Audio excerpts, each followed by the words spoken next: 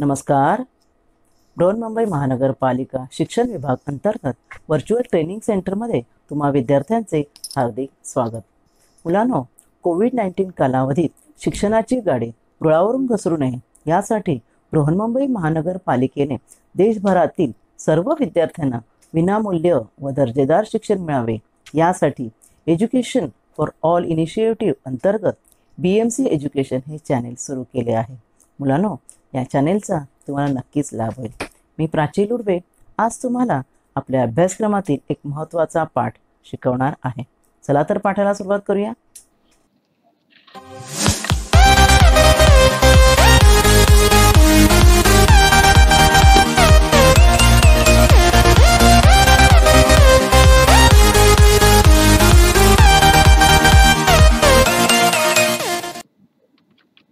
नमस्कार, मी प्राची लुडवे, तुमची virtual teacher. आज आपण शिकणार आहोत पूर्व माध्यमिक शिष्यवृत्ती परीक्षा म्हणजेच स्कॉलरशिप इयत्ता 8वी साठी विषय गणित. मुलांनो, आज आपला स्कॉलरशिपमध्ये इयत्ता 8वी साठी विषय आहे गणित.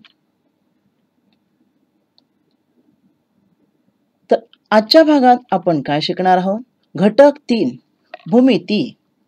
आपण मागील व्हिडिओमध्ये घटक 1 आणि घटक 2 पूर्ण केलेले आहेत. आपला आजचा घटक आहे भूमिती, घटक 3. आता ह्या घटकामध्ये काय काय आहे त्यातला पहिला उपघटक आपण शिकणार आहोत भूमितीतील संबोध. विविध भूमितीतील घटक जे आपण मागील इयत्तामध्ये शिकलात, जसे बिंदू, रेषा, रेषाखंड, किरण, प्रतल आणि कोन यांची माहिती 3.1 म्हणजे पहिल्या उपघटकामध्ये आपण घेणार आहोत. चला तर प्रथम ह्या सर्व उपघटकातील हे जे घटक आहेत समजा तुमच्या समोर जे दिसत आहेत त्यांची उजळणी करूया. कारण मागील इयत्तामध्ये आपण शिकलेलो आहोत तरी आठवायला पाहिजे हो ना बाळांनो. पहिला आपण शिकलो बिंदू. बिंदू म्हणजे काय? वहीवर काढलेला एक पॉइंट त्याला बिंदू म्हणतात. बघा या ठिकाणी बिंदू A, बिंदू B, बिंदू C हे पेन्सिलने किंवा पेनाने तुमच्या वहीच्या कागदावर काढलेला एक पॉइंट म्हणजे बिंदू, त्याचं वाचन करतात बिंदू A. तर हा आहे भूमितीतला पहिला घटक म्हणजे बिंदू. त्यानंतर आपण काय शिकलो? रेषाखंड. रेषाखंड म्हणजे काय हे पहा. आपण रेळातील दोरा आपण रीळ सोडलं तर तो पटकन सुटून जातो ना लांब पर्यंत, पण तोच आपण रेळातील दोरा घेतला आणि कापला तर तो तुकडा मात्र वाढणार नाही, पूर्ण रीळ वाढतं. तर असा हा रेळातील दोरा म्हणजेच आपला रेषाखंड. हा दोन्ही बाजूने मर्यादित आहे पहा. त्याला आपण दोन्ही बाजूने नाव देऊ शकतो. त्या दोन बिंदूंना जे बिंदू आहेत ज्या ठिकाणी A आणि B नाव दिले त्यांना अंत्यबिंदू म्हणतात. वाचताना रेषाखंड रेख असेही वाचतात, रेख AB. ठीक आहे. अजून काय शिकलो आपण? रेषा. आता रेषाखंड आणि रेषामध्ये फरक आहे. रेषाखंड हा एवढाच असतो, बरोबर ना? दोन्ही बाजूने वाढवता येत नाही, तो रेषाखंड, खंड, तुकडा. परंतु रेषा जी असते ती कशी असते? जसं रेळातील सुटलेला दोरा दोन्ही बाजूने वाढवता येते पहा. अशा प्रकारे वाढवता येते दोन्ही बाजूने, तिला रेषा असे म्हणतात. तिला दोन बाजूला बाण असतो. बाण काय निर्देश करतो की रेषा दोन्ही बाजूने वाढवता येते. रेषेला 2 अक्षरी नाव देता येईल किंवा असं 1 अक्षरी नावही देता येईल, जसं इथे मी दिलेलं आहे रेषा L. ठीक आहे. दोन्ही बाजूने अमर्याद हवी तेवढी वाढवता येते, त्या रेघेला रेषा म्हणतात. आता रेषेचे काही गुणधर्म आहेत, जाणून घेऊया रेषेचे गुणधर्म आपण. पहिला गुणधर्म, एका बिंदूतून किती रेषा जातात. पहा या ठिकाणी मग एक बिंदू काढलेला A हा. ठीक आहे. तोच बिंदू पुन्हा मी खाली घेतला. बघा त्या बिंदूतून किती रेषा जातात. इथे मी एक रेषा दाखवली. आता त्याच एका बिंदूतून अजून किती रेषा जात आहेत पहा. अजूनही मी काढू शकते. म्हणजे मग पहिला नियम काय रेषेचा की एका बिंदूतून तुम्ही अनेक रेषा काढू शकता. ठीक आहे. पाहूया पुढचा गुणधर्म. 2 बिंदू घेतले तर काय होईल मग? एका बिंदूतून अनेक रेषा, मग 2 बिंदू घेतले तर त्यातून एक आणि एकच रेषा काढता येते. पहा इथे मी खाली 2 बिंदू घेतले, बरोबर. इथे मी 2 बिंदू घेतले, त्यांच्यातून एकच रेषा जाईल, बरोबर ना. आणि इथे आता मध्ये बघा मी 4 बिंदू घेतलेत, त्यांच्यातून पण मी एक रेषा हे केलेली आहे, काढलेली आहे. बरोबर? मग यावरून एक नियम तयार होतो. पाहणार आहोत आपण तो नियम. एकरेषीय बिंदू आणि नैकरेषीय बिंदू म्हणजे काय? इथे आहे बघा, ह्या बाजूला मी 3 बिंदू दिलेत. मग 3 बिंदू काढल्यावर काय होणार? 3 बिंदूतून हव्या तेवढ्या रेषा जातील. हव्या तेवढ्या म्हणजे इथे तरी 3 रेषा, म्हणजे त्यातल्या एकेका बिंदूतून अनेक, परंतु 3 बिंदूतून बरोबर 3 रेषा गेल्यात बघा. ह्या 2 बिंदूतून एक, हव्या तेवढ्या नाही, सॉरी. ह्या 2 बिंदूतून एक, ह्या बिंदूतून एक, अशा 3 रेषा गेल्या. बरोबर? मग आता हे बिंदू कसे आहेत? ह्या 2 असते तर एकच रेषा गेली असती. पण 3 असल्यामुळे अनेक रेषा गेलेल्या आहेत. मग यावरून रेषेचे अजून 2 गुणधर्म तयार होतात. ते म्हणजे एकरेषीय बिंदू आणि नैकरेषीय बिंदू. एकरेषीय बिंदू म्हणजे काय? तर ज्या 2 बिंदूतून, 2 किंवा अधिक बिंदूतून एकच सरळ रेषा जाते किंवा ते बिंदू एका सरळ रेषेमध्ये असतात, त्यांना एकरेषीय बिंदू असे म्हणतात. हे पहा, या ठिकाणी मी काढलेत पुन्हा 3 बिंदू. आता मगाशी 3 बिंदू कसे होते आणि हे 3 बिंदू पहा. ह्या 3 बिंदूतून एक रेषा जाते आहे. त्यांना एकरेषीय बिंदू, कोलिनियर पॉइंट्स म्हणतात. Collinear point means the points which through only one line can pass. आणि नैकरेषीय बिंदू नॉन कोलिनियर. नॉन कोलिनियर म्हणजे काय? बिंदू मी काढलेत पहा. मगाशीच आकृती दाखवली मी. एका रेषेत नाहीये कारण त्यातून अनेक रेषा जात आहेत. बरोबर ना? then they are called as non collinear points. अजून काय रेषेचा गुणधर्म आहे पाहूया. इथे मी काय केलंय बघा, 2 रेषा काढल्या, एकमेकींना छेदलेल्या. मगाशी आपण पाहिलं की एका बिंदूत अनेक रेषा जातात. तशा मी 2 रेषा काढल्या. तर त्या 2 रेषा एकमेकांना किती बिंदू छेदतायत पहा. 2 रेषांचा छेदनबिंदू एकच असतो. The point of intersection one and only one for 2 intersecting lines. अजूनही काही गुणधर्म आहेत पाहूया आपण. समांतर रेषा म्हणजे काय? आता आपण पाहिल्या 2 रेषा एकमेकांना छेदल्या होत्या. बरोबर ना? मग आता इथे मी 2 रेषा काढते पहा. ह्या कितीही तुम्ही वाढवा. उदाहरणार्थ तुमच्या वहीच्या 2 एकमेकांच्या समोर असलेल्या बाजू कितीही वाढवा, वाढणार नाहीत. पण एक अट आहे की ह्या न वाढणाऱ्या रेषा एकाच प्रतलात, प्रतलात म्हणजे सपाट पृष्ठभागावर आपण पाहणार आहोत. आता समजा तुम्ही एका भिंतीवर एक रेषा काढली, दुसरी एका दुसऱ्या भिंतीवर, तर त्या नाही छेदणार ना. तर एका प्रतलात असणाऱ्या, हे महत्वाचं आहे, एका प्रतलात असणाऱ्या म्हणजे एका सपाट पृष्ठभागावर असणाऱ्या पण एकमेकींना न छेदणाऱ्या रेषांना समांतर रेषा असे म्हणतात. आता एकसंपाती मग काय? आताच मगाशी आपण सांगितलं की एका बिंदूतून अनेक रेषा जेव्हा जातात तेव्हा त्या रेषांना एकसंपाती रेषा असे म्हणतात आणि त्यांचा जो छेदनबिंदू आहे त्याला म्हणतात संपात बिंदू. ही आकृती नैकरेषीय बिंदूंची आहे. अनेक रेषा गेलेल्या आहेत. परंतु जर एका बिंदूतून अशा अनेक रेषा जात असतील, बरोबर ना, तर त्यांना काय म्हणतात? एकसंपाती रेषा. आणि त्यांचा जो बिंदू आहे त्याला संपात बिंदू असे म्हणतात. कळलं तुम्हाला? अजून काय आहे? आता वेगळा घटक. आता हे आपण पाहिलं रेषांचे गुणधर्म.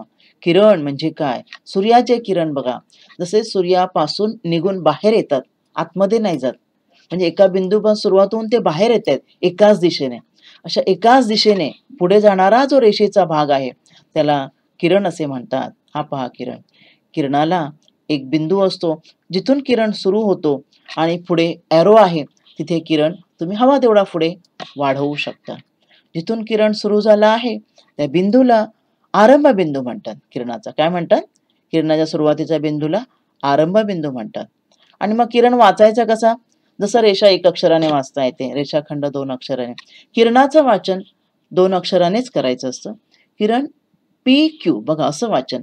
हे उलट नाही करायचं. आरंभ बिंदूपासून सुरुवात करायची. तुम्ही किरणाचं वाचन PQ, QP असे करत नाहीत. विरुद्ध किरण म्हणजे काय? या ठिकाणी 2 किरण आहेत. बरोबर, एकमेकांना जोडले आहेत बघा. दोघांचा आरंभ बिंदू सारखाच आहे या दोन्ही किरणांचा. बरोबर? बी हा एक किरण आहे, तो पिंक कलरचा आहे आणि एक काळ्या रंगाचा आहे. काळ्या रंगाचा जो मी आहे तो BA असा वाचणार कारण त्याचा आरंभ बिंदू B आहे. तर B कडून A कडे जाणार. आणि दुसरा आहे हा BC. बरोबर? असे जे किरण आहेत त्यांना विरुद्ध किरण म्हणतात. विरुद्ध किरणांचे एक वैशिष्ट्य, ते 180 अंशाचा कोन करतात. किती अंशाचा कोन करतात? 180 अंशाचा. ज्या 2 किरणांचा आरंभ बिंदू सारखा आणि त्यांच्यापासून काय तयार होते? एक रेषा तयार होते. त्यांना म्हणतात परस्पर विरुद्ध किरण, अपोजिट रेज. लक्षात आलं का तुमच्या? पुढे आपण पाहणार आहोत प्रतल. प्रतल म्हणजे सपाट पृष्ठभाग. सरफेस, प्लेन, मॅथ्समध्ये त्याला प्लेन हा शब्द आहे. बघा, जसं रेषा असते त्याप्रमाणे अमर्याद पृष्ठभाग, चारी बाजूने बंदिस्त असा पृष्ठभाग त्याला प्रतल असे म्हणतात. कळलं का? या ठिकाणी प्रतलाला नाव दिलेलं आहे अमर्याद पृष्ठभाग म्हणजे प्रतल. आता प्रतल निश्चितीसाठी कमीत कमी किती बिंदू पाहिजेत? मगाशी आपण त्या 3 बिंदूंचंच पाहिलं, की 3 बिंदूतून अनेक रेषा जातात. त्यामुळे ते 3 बिंदू जेव्हा त्यांच्यातून अनेक रेषा जात असतील, तर ते नैकरेषीय म्हटलं ना आपण. मग ते नैकरेषीय 3 बिंदूतूनच एक प्रतल जाते. म्हणजे प्रतल निश्चितीसाठी कमीत कमी किती बिंदू पाहिजेत? 3 बिंदू पाहिजेत. जसं या ठिकाणी पी, क्यू, आर आहेत. या 3 बिंदूतून एक प्रतल जातं. ठीक आहे? किंवा एक रेषा आणि तिच्या बाहेरील एक बिंदू यांच्यातूनही प्रतल जातं. बघा या ठिकाणी पी, आर मी जोडलेत. म्हणजे 2 बिंदूमधून एक रेषा गेली, ठीक आहे? आणि हा बिंदू बाहेर आहे. तर यांच्यातूनही प्रतल तयार होतं. म्हणजे आपण जर ह्यांना जोडलं, तर यापासून प्रतल तयार होईल. म्हणजे बघा या ठिकाणी मी हे पी आणि क्यू ऑलरेडी मी पी, आर तुम्हाला जोडूनच दिले. मग जर मी हा पी, क्यू जोडला आणि हा आर, क्यू जोडला, तर या ठिकाणी पहा हे पी, क्यू, आर हे प्रतल तयार झालेलं आहे. समजलं तुम्हाला बाळांनो? आता कोन म्हणजे काय? कोन ही सुद्धा महत्वाची एक भौमितिक संबोध आहे. 2 किरण, आता आपण किरण पाहिले. 2 किरणांपासून किरणांचा एक जो सामायिक बिंदू असतो, आता आपण पाहिले ते जर एका सरळ रेषा तयार करत असतील तर ते विरुद्ध किरण. पण आता पहा या ठिकाणी हा किरण AC आहे आणि हा दुसरा मी किरण काढलेला आहे. तो पहा, तो कोणत्या दिशेला गेलाय? वरच्या दिशेला गेला. दोघांचा एक बिंदू सामायिक आहे, जो आरंभ बिंदू आहे तो. पहा सामायिक आहे की नाही? A. आणि इतर ज्या भुजा आहेत त्यांच्यापासून एक कोन तयार झालेला आहे. बरोबर ना? म्हणजे 2 किरणांपासून कोन तयार होतो. मगाशी सुद्धा विरुद्ध किरणामध्ये कोन तयार झालेला होता. ठीक आहे? कोनाच्या बाबतीमध्ये 3 घटक तुम्हाला माहीत असणे आवश्यक आहे. एक म्हणजे कोनाचा शिरोबिंदू, कोन ज्या 2 भुजांपासून तयार झाला आणि त्या 2 भुजांचा जो सामायिक बिंदू आहे किंवा किरणांचा त्याला कोनाचा शिरोबिंदू म्हणतात. या ठिकाणी A हा शिरोबिंदू आहे. त्यानंतर कोनाच्या भुजा या ठिकाणी AC आणि AB ह्या कोनाच्या भुजा आहेत. बाजू AB, बाजू AC असं त्याचं वाचन करतात. तर कोनाचं वाचन कसं करतात? ज्या ठिकाणी कोन तयार झाला आहे, एक तर कोनाचं वाचन करण्यासाठी असं चिन्ह वापरायचं आणि ज्या ठिकाणी कोन तयार झाला आहे, हा इथे कोन तयार झालाय, ते अक्षर मध्ये आलं पाहिजे आणि जे भुजांवरची अक्षरं जी आहेत, ती बाजूला जातील. त्यामुळे ह्या कोनाचं वाचन आपण असं करणार आहोत. कोन BAC. कळलं तुम्हाला? असं कोनाचं वाचन केलं जातं. आता कोनाचे वेगवेगळे प्रकार पाहूया आपण. कोनांचे वेगवेगळे प्रकार कोणते पहा बरं. पहिला जो आहे तो शून्य कोन. शून्य कोन म्हणजे कसा? दोन्ही बाजू एकावर एकच आहेत. जसं मगाशी तुम्हाला दाखवलं मी दुसरी बाजू कोन तयार करते. तर दोन्ही बाजू जेव्हा एकावर एक आहे तर कोनच तयार होत नाही. शून्य कोन. दुसरा लघुकोन म्हणजे काय? 2 बाजूंमध्ये किती अंशाचा कोन? 90 अंशापेक्षा लहान. 90 अंश म्हणजे काटकोन असतो ना? त्यामुळे 90 अंशाचा कोन हा काटकोन आहे. मग त्यापेक्षा जो लहान आहे, 0 पेक्षा मोठा, 90 पेक्षा लहान, त्याला लघुकोन म्हणतात. ॲक्यूट अँगल, काटकोन म्हणजे 90 अंशाचा कोन. कळलं? Right angle triangle. विशाल कोन काय? 90 अंशापेक्षा मोठा आणि इकडे बघा आता इथे पाहणार आहोत हा 180 कोन सरळ कोन म्हणतो आपण पाहणार आहोत पुढे. तर त्याच्यापेक्षा लहान 90 पेक्षा मोठा त्याला विशाल कोन म्हणतात. ऑप्टिज अँगल. त्यानंतर सरळ कोन हा बघा 180 अंश स्ट्रेट अँगल. सरळ कोन आहे जो 2 विरुद्ध किरणाने तयार होतो. हा 180 अंशाचा असतो. सरळ कोन किती अंशाचा असतो? 180 अंशाचा असतो. त्यानंतर प्रविशाल कोन. प्रविशाल कोन म्हणजे काय? ज्याचं माप बघा 180 इथे आहे ना? 180 पेक्षा मोठं. परंतु इथे बघा किती होतो? 9 दुने 18, 9 27, 270. 270 इथे जो कोन होतो, त्या 270 जो आहे त्याच्यापेक्षा लहान आणि 180 पेक्षा मोठा. त्याला म्हणतात प्रविशाल कोन. आणि पूर्ण कोन म्हणजे काय? ज्याची दुसरी बाजू, ज्या कोनाची दुसरी बाजू पूर्ण 360 अंशातून फिरते. कळलं का? ज्याची दुसरी बाजू पूर्ण 360 अंशातून फिरते, तेव्हा त्या कोनाला पूर्ण कोन असेही म्हणतात. Complete angle. असे हे कोनांचे प्रकार आहेत. पुढे आपण पाहणार आहोत ॲडजस्टड अँगल. संलग्न कोन म्हणजे काय? पहा या ठिकाणी मी एक कोन काढलेला आहे आणि ह्या 2 कोनांच्या एक कोनाच्या मध्ये बघा भुजा काढली आहे. तर इथे 2 कोन तयार झालेले दिसतात तुम्हाला. आता हे 2 कोन कसे आहेत पहा. ह्या दोघांची ही मधली बाजू सामायिक आहे, सारखी आहे. है ना? ही ब्लॅक कलरची आहे ते. दोघांचा शिरोबिंदू सामायिक आहे. परंतु त्यांचे अंतर्भाग, कोणाचा अंतर्भाग म्हणजे काय, ही बाजू त्यांची सामायिक आहे, यांना अंतर्भाग म्हणतात. उदाहरणार्थ एबीसी कोणाचा हा अंतर्भाग झाला, बरोबर ना, इकडे आहे हा एबीसी कोण, मी बी मध्ये वाचलं. नंतर मग सीबीडी कोणाचा हा अंतर्भाग आहे. दोघांचे अंतर्भाग मात्र भिन्न आहेत, दोघांची एक एक बाजू पण वेगळी आहे.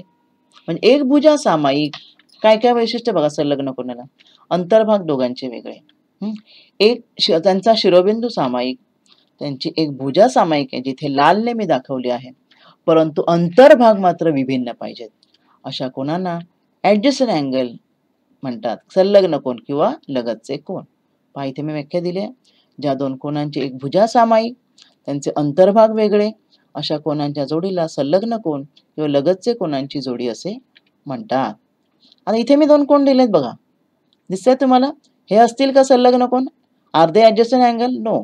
वाय, का बरं, कारण त्यांचा वर्टेक्स सेम नाही आहे, they don't have common vertex, they don't have one common side, completely वेगळे आहेत. अंतर्भाग वेगळे असून चालत नाही, नुसतं इथे अंतर्भाग वेगवेगळे आहेत, एक भुजा वेगळी आहे, परंतु सामायिक शिरोबिंदू आणि सामायिक बाजू पाहिजे ना, नाहीये, आणि त्यामुळे हे काय नाहीये, संलग्न कोण नाहीये, they are not adjacent angle. ठीक आहे. आता आपण पाहणार कोटिकोन, कॉम्प्लिमेंटरी अँगल म्हणजे काय, व्हॉट इज कॉम्प्लिमेंटरी अँगल. हा बघा काटकोन आहे, सर्वांना माहिती आहे, बरोबर, हा काटकोन आहे 90 अंशाचा, बघा इथे मी प्रोट्रॅक्टर ठेवलेला आहे. ठीक आहे. आता मग अशाप्रमाणे मी संलग्न कोन काढला, पहा मध्ये एक भुजा काढली, पहा बीसी. आता ह्या मधल्या ह्या भुजेमुळे इथे दोन कोन तयार झालेत, हा एक कोन आहे एबीसी आणि दुसरा कोन आहे सीबीडी. आता त्यांची माप पाहूया आपण. सीबीडीचं माप बघा 30 डिग्री आहे, तुम्हाला दिसतं ना, इथून इथपर्यंत 30 डिग्री आहे. ठीक आहे. आणि पुढचा जो आहे एबीसी, त्याचं माप किती आहे बघा, 10, 20, 30, 40, 50, 60, बरोबर, याचं माप किती आहे, 60 अंश आहे. ठीक आहे. आणि याचं 30 आहे. मग दोघांची बेरीज करा बरं, दोघांची बेरीज किती येते पहा, 60 आणि 30 90, कारण ते 90 अंशाच्या कोनामध्ये बांधलेले आहेत मी, बरोबर, 90 अंशाच्या कोनामध्ये बांधलेले आहेत. आणि असे जेव्हा दोन कोन असतात की ज्यांच्या मापांची बेरीज 90 अंश असते, त्यांना काय म्हणतात, कोटिकोन, एकमेकांचे परस्पर, they are complementary of each other, complementary angle, यांची बेरीज 90 अंश असते, त्यांना परस्परांचे कोटिकोन म्हणतात. इथे त्यामुळे measure angle ABC plus measure angle CBD is equal to 90 degree. मग या कोटिकोनामध्ये प्रश्न कसा असतो, तुम्हाला एक कोन दिला असेल दोघांपैकी, त्यांची बेरीज तुम्हाला माहित आहे, त्यामुळे तो दिलेला कोन वजा केलं की दुसरा कोन मिळतो तुम्हाला, बरोबर ना मिळालं. त्याचप्रमाणे दुसरा, आता हे कोटिकोणाचं एक उदाहरण दिलंय मी, की कोटिकोन एकात एक मी आता दाखवले होते, पण असे जर वेगळे दोन कोन काढले असतील, कळलं ना, दोन्ही लघुकोन आहेत आणि त्यांची माप 30 आणि 60 आहेत आणि त्यांचीही बेरीज 90 अंश होते, तर ते कोटिकोन असतात. म्हणजे कोटिकोन संलग्नच असले पाहिजे असं काही नाही, दोन कोटिकोन असे वेगवेगळे म्हणजे असंलग्न सुद्धा, नॉन ऍडजस्टंट सुद्धा असू शकतात, हे तुम्हाला माहित असावं. पुढचा आहे पूरक कोन. पूरक कोन म्हणजे काय, पहा इथे मी काय केलंय बघा, हा एक कोन काढलेला आहे, प्रोट्रॅक्टर ठेवला आहे, हा कोन किती अंशाचा आहे पहा बरं, 90च्या पुढे गेला म्हणजे 100, 110, 120, हा पहिला कोन आहे तुमचा 120 अंशाचा आहे. किती आहे, 120 अंश. ठीक आहे. आता मी 120 पासून पुढे मोजते, 120 पासून पुढे हा किती अंश झाला बघा, 120 पासून 10, 20, 30, 40, 50, 60 अंशाचा, हा इकडचा कोन हा किती अंशाचा आहे, 60 अंशाचा आहे. ठीक आहे. आता दोघांची बेरीज करा बरं, 120 पर्यंतचा जो 120 कोन आणि हा 60 कोन, यांची बेरीज किती होणार, यांची बेरीज होते 180, बरोबर ना. जसं मगाशी कोटिकोन होते तसेच हे जे कोन ज्यांची बेरीज 180 अंश होते, त्यांना एकमेकांचे पूरक कोन असे म्हणतात.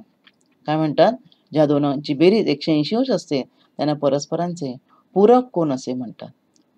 इथे सुद्धा तोच नियम, पूरक कोन सुद्धा हे असंलग्न असू शकतात, संलग्नच पाहिजे असं काही नाही. मग एक कोन दिला आणि त्याचा पूरक कोन काढायचा असेल तर 180 मधून दिलेला कोन वजा करायचा. पुढे आता रेषीय जोडीतील कोन म्हणजे काय, तर angle in linear pair. Linear pair म्हणजे काय पाहूया. आता बघा हा 120 कोन मी दिलेला आहे, बरोबर, आणि हा दुसरा मगाचा 60 कोन. ठीक आहे. आता ह्या दोघांची बेरीज 180 तुम्हाला माहिती आहे, पण हे दोन कसे आहेत बघा, एका रेषेत म्हणजे ह्या दोघांच्या जे एक एक बाजू आहेत त्या 180 कोन तयार करता आहेत, बरोबर? आणि एका रेषेत आहे ते. ठीक आहे? मग एका रेषेत आहेत म्हणजे त्यांच्या ज्या उरलेल्या बाजू एक एक बाजू सामायिक आहे ही जी बघा जी हलते ते. आणि उरलेल्या बाजू ज्या आहेत त्या एक आपण काय म्हणूया रेषा तयार करतात. म्हणून त्यांना रेषीय जोडीतील कोन असे म्हणतात. पहा, बरोबर ना? ही त्यांची मधली बाजू आहे. मधली बाजू इथे मी काढते या ठिकाणी. ही आहे मधली बाजू आणि ह्या दोघांची बेरीज जी आहे ती किती होणार आहे? जी पूरक कोनांप्रमाणेच असणार आहे 180 अंश. ठीक आहे? बघा बाजूच्या आकृतीत सुद्धा मी तुम्हाला दाखवलेले आहे की ते पूरक कोन आहेत बघा. ZOX आणि ZOY. म्हणजे या दोन कोनांची एक भुजा संलग्न कोनाप्रमाणे सामायिक पाहिजे. That is most important. आणि असामायिक भुजा ज्या उरलेल्या आहेत त्यांच्यापासून एक सरळ रेषा तयार झाली पाहिजे. तरच त्यांना काय म्हणता येणार? रेषीय जोडतील कोन. The angles in linear pair. त्यांची कोन बेरीज कशी असते? 180 असते. त्यामुळे ते परस्परांचे पूरक कोन आहेत. कळलं बाळांनो तुम्हाला इथपर्यंत? आणि आता नेक्स्ट विरुद्ध कोन. मग या ठिकाणी मी ह्या दोन एकमेकांना छेदणाऱ्या रेषा काढल्या आहेत आणि त्यांच्या ह्या दोन्ही कोपऱ्यांमध्ये एकूण 4 कोन तयार झालेत. ते समोरासमोरचे दोन कोन जे आहेत ते समान मापाचे असतात. ज्या दोन किरणाने कोन तयार झाला त्यांच्या विरुद्ध किरणाने तयार झालेले कोन हा पहिल्या कोनाचा विरुद्ध कोन असतो. म्हणजे कोन ज्या दोन किरणाने तयार झाला आहे त्याच्या विरुद्ध किरणाने तयार झालेले जे कोन आहेत पहिल्या कोनाचा विरुद्ध कोन. सोप्या भाषेत ते समोरासमोर. त्यांची माप समान असतात हा लक्षात ठेवा. तर आपण मग हा जो कोन घेतला तर याच्या विरुद्ध कोन हा असेल आणि त्यांची माप समान असतात.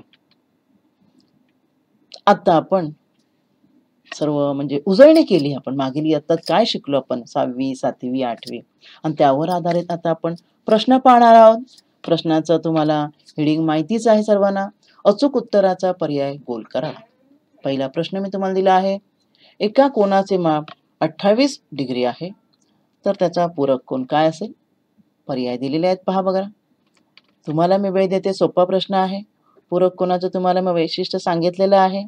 तुमची वेळ सुरू होत आहे आता.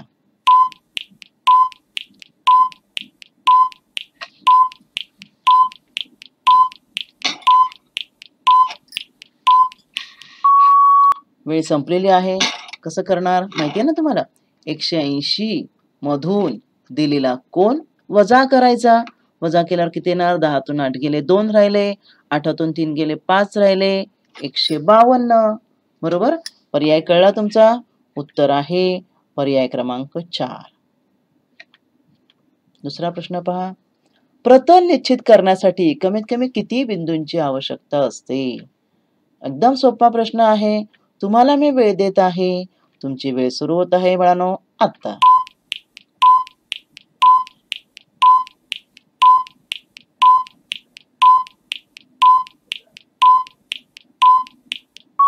वेळ संपलेली आहे. सांगा बरं प्रतल तयार व्हायला किती बिंदू पाहिजेत?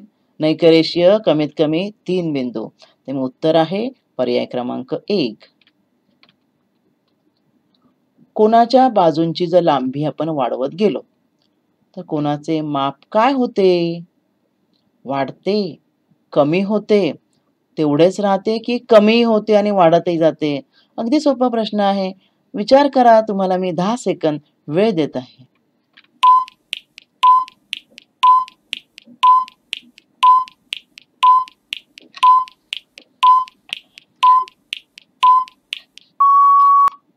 तुमची वेळ संपलेली आहे बाळांनो. सांगा बरं आपण कोन काढले. इथे पहा मी कोन काढते. 2 भुजांनी कोन तयार होतो बरोबर ना? इथे हा कोन तयार झाला. मग या कोनाची आपण लांबी वाढवत नेऊया. कोनाच्या बाजूंची सॉरी. मग आम्ही इथे वाढवली ही बाजू. पहा ही बाजू इथे वाढवली. वाढलं का कोनाचं माप? कोन तर इथे आहे ना? वाढलं का कोनाचं माप? नाही वाढलं. मग सांगा पर्याय काय असेल? पर्याय आहे पर्याय क्रमांक 3. वाढत नाही, कमी होत नाही, तेवढेच राहते. दोन कोनांच्या मापांची बेरीज 90 अंश असेल तर ते एकमेकांचे काय असतात बरं? सांगा. अगदी सोपं आहे. तुम्हाला मी वेळ देत आहे. तुमची वेळ सुरू होत आहे आता.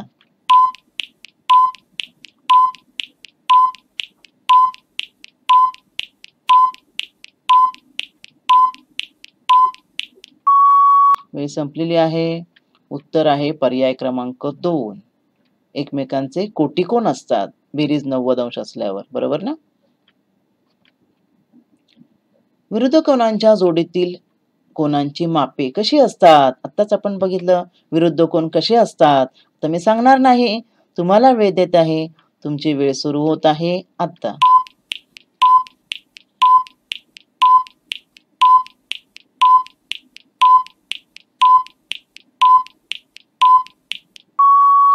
वेळ संपलेली आहे. बघा, तुम्हाला 8वीच्या मुलांना 2 पर्याय निवडा असाही प्रश्न असतो. या ठिकाणी 2 पर्याय आहेत. विरुद्ध कोण कसे असतात? शोधा बरं पर्याय. विरुद्ध असतात, पण समान असतात, एकसारखे असतात मापे की असमान? बघा बरं, समान आणि एकसारखे शब्द कसे वाटतात तुम्हाला? बरोबर ना? तर इथे 2 पर्याय येणार. पर्याय क्रमांक 2 आणि 3. पुढचा प्रश्न. एकाच रेषेला समांतर असणाऱ्या इतर रेषा आपण काढल्या, तर त्या सर्व रेषा कशा असतील परस्परांना? हाही प्रश्न तुम्हाला विचार करायचा आहे. मी सांगणार नाहीये. तुमची वेळ सुरू होत आहे आता.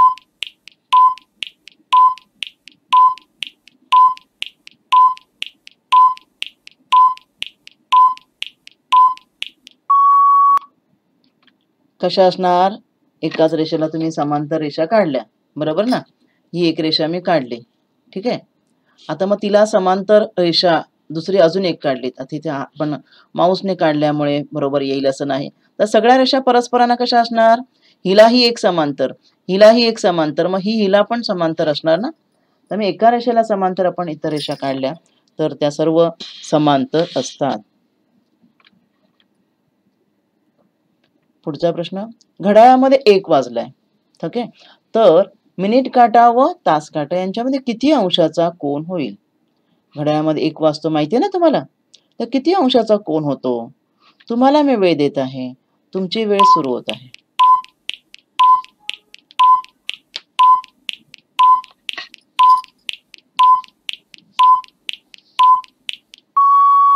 वेळ संपलेली आहे. पहा बरं, आपण घड्याळ काढूया. घड्याळामध्ये तुम्हाला माहिती आहे ना, घड्याळामध्ये काही वैशिष्ट्य आहे घड्याळाचं, की इथे 12 असतात, बरोबर ना? त्यानंतर इथे 3, इथे 6 आणि इथे 9, बरोबर. 12च्या नंतर 1 आणि 2. 2 अंकांमध्ये किती अंशाचा कोन होतो माहितीये तुम्हाला? 12 आणि 3 मध्ये किती अंशाचा होतो बघा. दिसतो ना इथे 90 अंशाचा. मग हे 3 समान भाग झालेले आहेत. मग प्रत्येकामध्ये किती अंशाचा कोन होत असणार? 30 अंशाचा, बरोबर ना? 30 एके 30, 30 दुने 60, 30 एक 90 असे करत जा आणि एकूण ह्या मधल्या बिंदूभोवती 360 अंशाचा कोन होतो, बरोबर ना? मग आपला पर्याय कोणता आहे? पर्याय क्रमांक 2. ठीक आहे. पाहूया पुढचा प्रश्न. 3 किंवा 3 पेक्षा जास्त बिंदूतून अनेक रेषा काढता येत असतील, तर त्या बिंदूंना टिंब-टिंब बिंदू म्हणतात. कोणते बिंदू म्हणतात?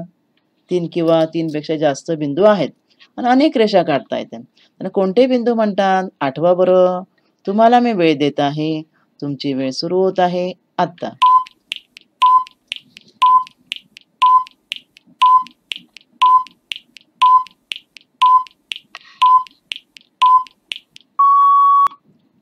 उत्तर आहे पर्याय क्रमांक 2. नैकरेषीय बिंदू. पुढील प्रश्न. 2 कोणांची एक भुजा सामायिक आहे आणि उरलेल्या 2 भुजा परस्परांचे विरुद्ध किरण आहेत, तर त्या कोणाला कुठला कोन म्हणतात? 2 पर्याय निवडायचे आहेत. पहा बरं, ते कोन कसे असतील? तुम्हाला मी वेळ देत आहे. तुमची वेळ सुरू होत आहे आता.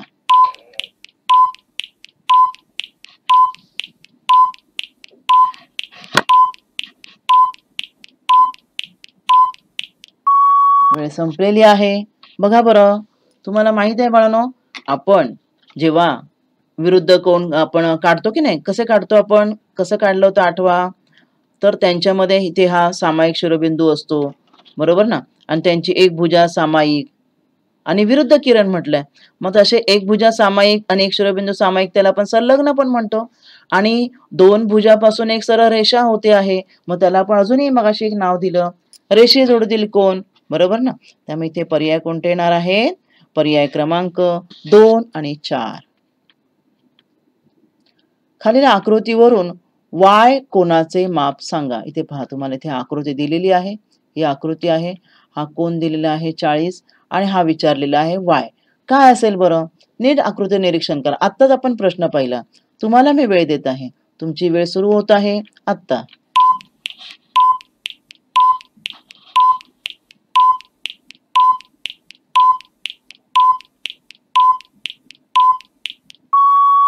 वेळ संपलेली आहे. उत्तर कोणतं असेल बरं? रेषीय जोडीतील कोन आहेत बघा, तो लाल आणि 40. त्यामुळे त्यांची बेरीज 180 असते. बरोबर ना? मग 180 मधून दिलेला कोन वजा करायचा. त्यामुळे उत्तर येणार आहे पर्याय क्रमांक 4. 180 मधून 40 गेले 140 अंश. पाहूया पुढचा प्रश्न. एका कोनाचे माप त्याच्या पूरक कोनाच्या मापाच्या 1/3 पट आहे. तर त्या कोनाच्या कोटी कोनाचे माप काढा. कोणता पर्याय असेल बघा बरं? एका कोनाचे माप त्याच्या पूरक कोनाच्या मापाच्या 1/3 पट आहे. तर कोटी कोनाचे माप काढा. तुम्हाला मी वेळ देत आहे. तुमची वेळ सुरू होत आहे आत्ता.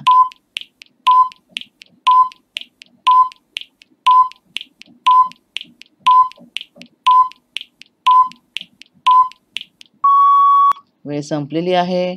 उत्तर आहे 45 अंश. पर्याय क्रमांक 1. काय म्हटलेलं आहे बघा? एका कोनाचे माप, आपल्याला एका कोनाचे माप आता माहित नाहीये है ना. मग आपण समजा x घेऊया आणि त्याच्या पूरक कोनाच्या मापाच्या 1/3 पट. याचा पूरक कोन काय असणार आहे? पूरक कोन म्हणजे 180 वजा x, बरोबर ना. मग 180 वजा x याच्या 1/3 पट म्हणजे 1/3 ने याला गुणायचं.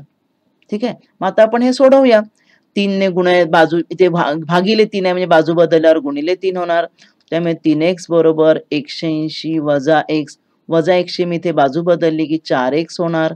4x बरोबर 180 म्हणून x बरोबर 180 ला 4 ने भागायचं.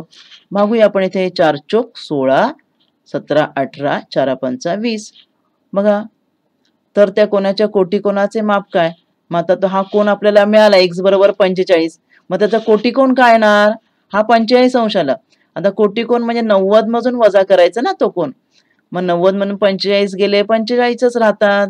45 अधिक 45 90. त्यामुळे उत्तर आलेलं आहे पर्याय क्रमांक 1. कळलं तुम्हाला ते? म्हणजे समीकरण तयार करून आपल्याला हे सोडवायचं आहे. आता मी आकृती दिलेली आहे तुम्हाला पहा. आकृतीवरून x कोनाचं माप सांगा. जसं मगाशी मी दिलं होतं त्याप्रमाणेच आहे. पहा बरं.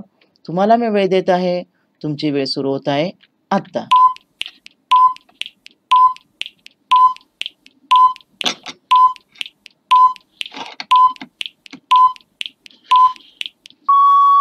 वेळ संपलेली आहे. बघा हा बिंदू आहे ना. मग ह्या बिंदूभोवती होणाऱ्या कोनाचं पूर्ण कोन म्हटलं ना आपण. पूर्ण कोन असतं म्हणजे 360 अंश. आता आपल्याला उरलेला हा कोन विचारलाय. मग आपण प्रथम या तिघांची बेरीज करूया. तिघांची बेरीज म्हणजे कोणाची? 39, 46 and 45. ते किती येणार? 9 आणि 6 15 आणि 5 20, 0 2, 4 आणि 4 8, 9 10 11, 12 13, 130. आता आपल्याला काय करायचं? 360 हा पूर्ण कोन असतो. पूर्ण कोनातून 130 वजा करायचा. बरोबर? म्हणजे आपल्याला हा उरलेला मिळणार आहे 0. 6तून 3 गेले 3 राहिले आणि 3तून 1 गेला 2 राहिले. म्हणजे पहा बरं उरलेला कोन x किती आलेला आहे? 230. त्यामुळे आपलं उत्तर आहे पर्याय क्रमांक 4. समजलं तुम्हाला बाळांनो? म्हणजे आज आपण आजच्या भागामध्ये भूमितीतले जे मूलभूत संबोध जे होते बिंदू, रेषा, रेषाखंड, कोन, किरण यांच्यावर आधारित प्रश्न पाहिलेले आहेत. आजच्या भागात आज आपण इथेच थांबणार आहोत. धन्यवाद.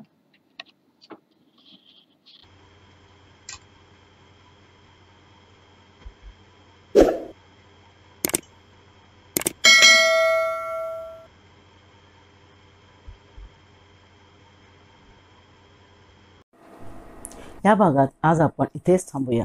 माझा व्हिडिओ आवडला असेल लाईक करा, शेअर करा व BMC एज्युकेशनच्या चॅनेलला सबस्क्राईब करा आणि हो बेल आयकॉन क्लिक करा ज्यामुळे नवीन व्हिडिओचे तुम्हाला नोटिफिकेशन्स मिळतील. मुलांनो घरी राहा व सुरक्षित राहा. धन्यवाद.